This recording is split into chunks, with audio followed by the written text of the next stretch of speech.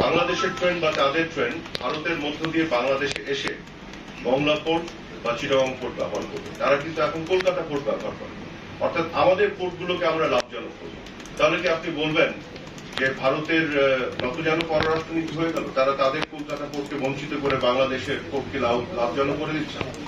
বিষয়টি কিন্তু আসলে আঞ্চলিক সহযোগিতার বিষয়, রিজিওনাল কানেক্টিভিটির বিষয়। তো এই বিষয়গুলো না বুঝে এই অসত্য কথাগুলি বলা হচ্ছে। তাহলে আরেকটি জিনিস দেখেন কিভাবে তারা হাইড করে গেছে। এটা একটা বিশাল অর্জন আছে আমাদের এই সমঝোতা স্মারকে।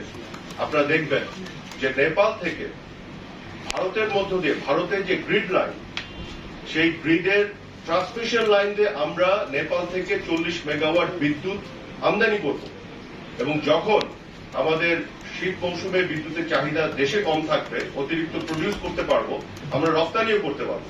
তাহলে কি আপনি বলবেন যে ভারতের বুক চিরে